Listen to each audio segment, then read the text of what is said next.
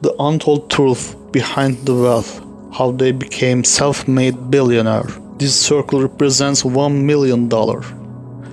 This is what $10 million would look like. This is what $100 million would look like, and this is what $1 billion would look like.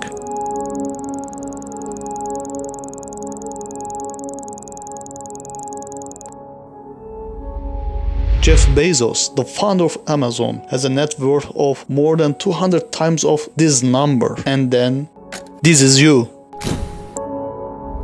You are probably working a job right now, one that you got from the degree that you studied for in university. You probably don't have much in savings. Your living expenses seem ridiculously high. You feel as though you are not paid enough. You have credit card debt that needs taken care of. Maybe you are a student studying for a degree that you hope can have a job that you hope can bring some good money. You probably don't have any savings, only a pesky student debt hanging above your head. Wealth, getting rich, that all seems like a distant dream. How did they do? You ask yourself, seeing all those millionaires, billionaires, especially the ones who got there at such a young age. It baffles you, makes you angry. They got lucky, they were born into wealth, they cheated their way to that. Money doesn't make them, money is evil, and you are not smart. And I'm just unlike those dreams you had of buying that mansion, your favorite sports car, paying off your mortgage, traveling around the world. Do you think they will forever remain that way, just dreams? Nothing more, nothing less. You come to the harsh realization, it's a rigged game. It's been a rigged game from the start, and you are on the losing side of it.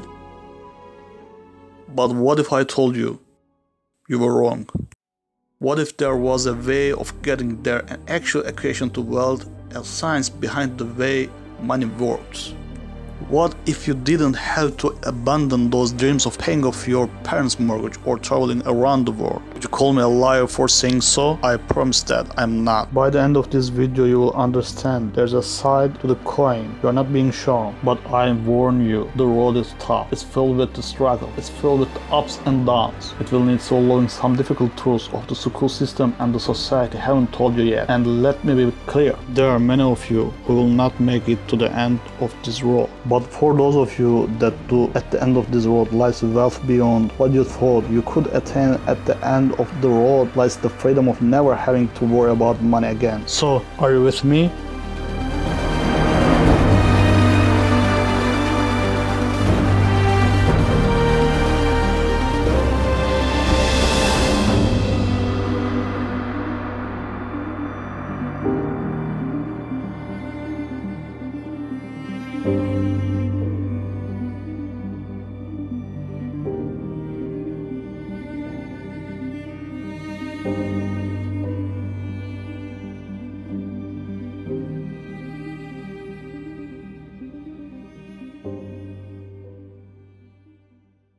Still with me? Let's not waste any more time.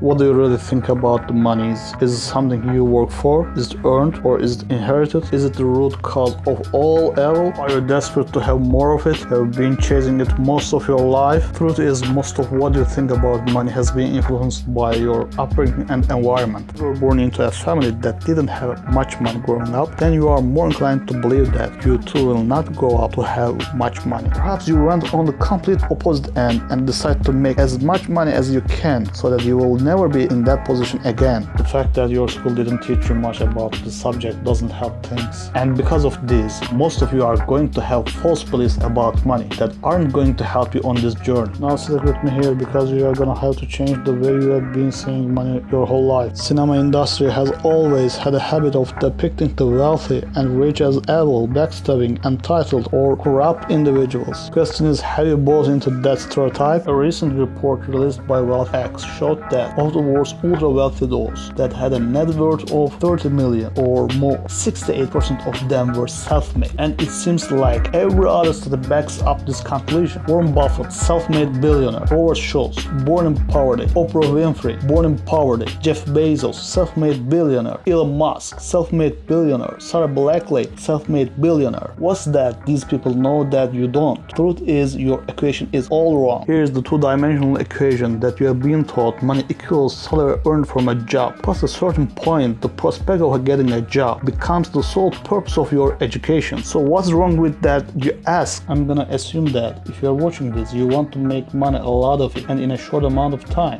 as possible. If that's your goal, then this equation for generating money will never get you there. We all have one precious resource, the most important resource of all, and once it's gone, there's no way of getting it back. That resource is time. In a standard job, the amount of money you earn is dependent on the amount of time you put into that job. If you earn $20 an hour and work 40 hours a week, it will take you nearly 24 years to reach a total of $1 million. But this without subtracting any taxes or any expenses that you will incur over 24 years. And let's not forget that inflation would make your $1 million less valuable. The reality is that on a salary of $20 an hour, you can only really be a millionaire at an old age by living frugally. And most of that precious resource known as time has slipped through your fingers. You traded all that time for money, and it wasn't even a substantial amount either. So again, you ask yourself, how is then that there are self-made millionaires and billionaires at such young ages that makes them so different? Truth is that they have a better equation than you. They have a way of understanding money that you haven't quite grasped yet.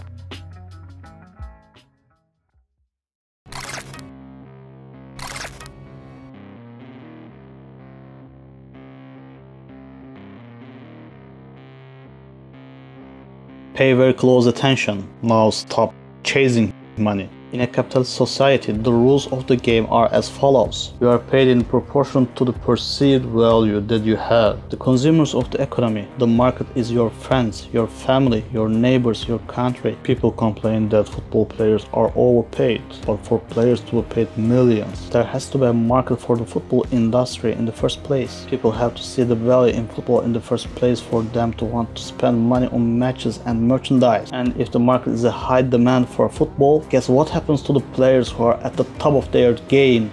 They are paid generously for it. It's not about how hard you work.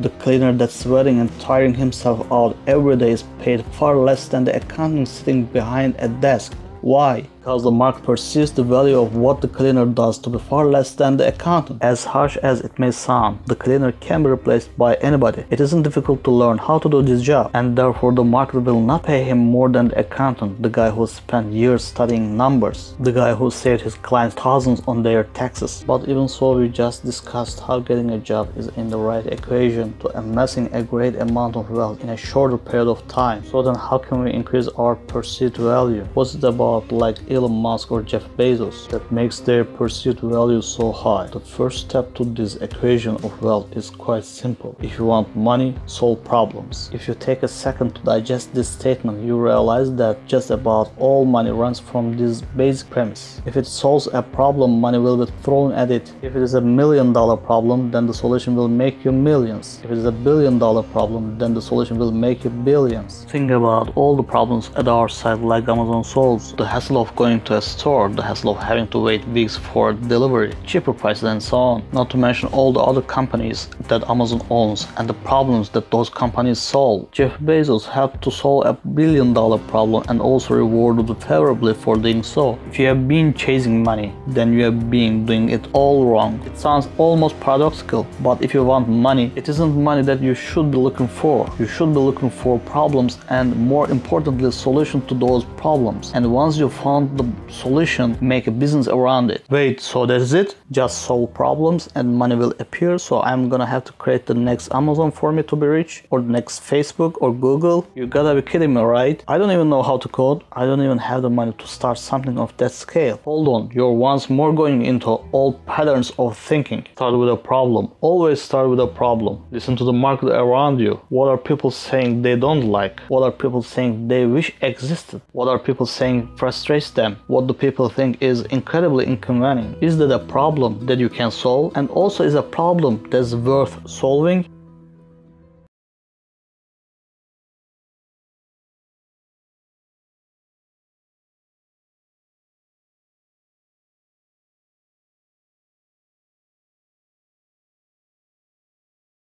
The final step of this equation to wealth is finding a scalable solution to the problem. Your solution needs to affect a magnitude of people. Starting a restaurant, that's not scalable. You are constrained to the local area and the footfall of the area. But a franchise, now that's more scalable. Is your solution a piece of software? Then that means once that software has been built, you can scale it infinitely online without needing to worry about things like production or shipping costs, as it's all done virtually. Good luck finding infinite scale with a job, but be careful, does your solution require your time to generate money? Let's say you were a yoga teacher that charged $100 per hour. Congratulations, you only made yourself another job disguised as a business. There's only a certain amount of lessons that you can feasibly do in a one day, and therefore your income is time bound. But if you created an online yoga class that ran 24/7 with lessons, you only had to create once. Now that is scalable. Scaling your solution is critical here. So do not get lost on this point. Automation also plays an important role. Systems and processes will keep your business running like a smooth machine. If implemented properly,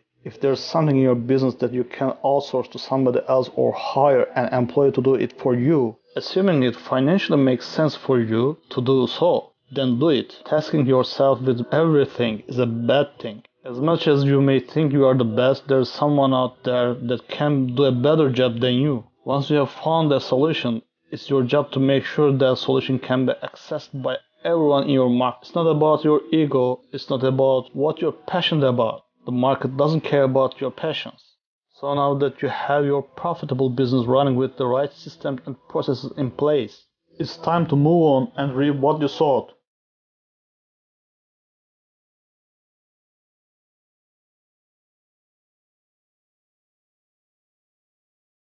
There are two likely paths you are going to face at this point. You either continue your business or cash in and sell. This is the acquisition. The moment someone buys the solution that you spent years building a business around. This is Instagram being acquired by Facebook for $1 billion. This is PayPal being sold to eBay for $1.5 billion, of which $165 million went straight to Elon Musk's pocket. And the countless other liquidation events that happen across the world. This is where all the effort that you spend into building your company comes to fruition. And if you choose to continue running your business well, there's a multitude of reasons for you wanting to do so. Maybe you love the company that you built, will want to stick with your baby. Maybe you think you can add more value to the company and sell it down the line for more than it's currently worth. Perhaps that business runs passively in the background, so you don't have to do much to keep the wheels turning. Or maybe it's a combination of these three things. Either way you did it. You solved a problem that market wanted solving, and it were awarded you favorably for doing so. And so now I ask you, what was it all for anyway?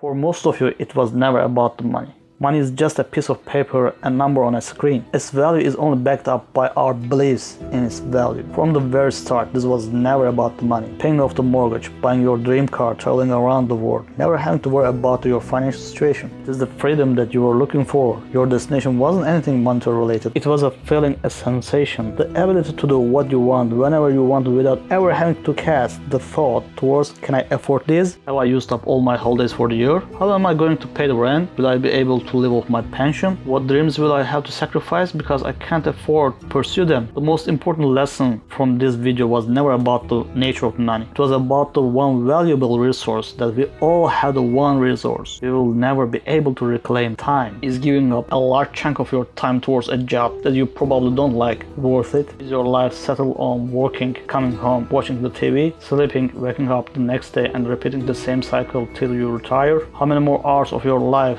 do you let slip through because of this pattern? Perhaps you are fine with that reality. Perhaps you have no other choice but to follow the path for the time being, and if that's the case, there's nothing to worry about. The most you got from this video was a little entertainment and maybe a change in perspective. But there are those of you that understand the other side of those of you that had the desire to never need to worry about money ever again. And so I feel the need to remind you, stop chasing money, chase problems and find the solution to those problems. This is the equation through which all money is found. If you desire liberty through never needing to worry about money ever again, then let solving the problems be the meaningful struggle in your life. Does it mean you will be happy at the end of the road? Does it mean you feel fulfilled? Only you can answer that question. But if your struggle is meaningful, then perhaps it's worth pursuing. And there's your equation to wealth. Of course, I missed out a lot of intricacies in this video. The topics of business, money, entrepreneurship are far too vast for me to cover in a single video. But if you want to get started on this journey, this video could be a good start for you. And it's also important to come back to the original point that I made at the start of this, which is that most people will not succeed for various reasons. But most important part is failing fast and moving on to the next thing. And if you are out there doing something that isn't strictly related to a business, but if you want to make money, then asking yourself the question of what problems am I solving? I will end this all on the same message that I have repeated numerous times in this video. Stop chasing money and start chasing solutions to the problems.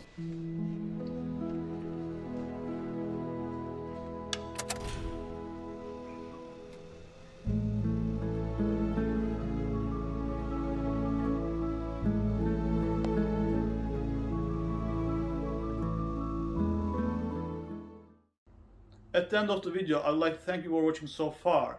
I hope you liked the video. If you don't like it, please let me know why you don't like it in the comment section.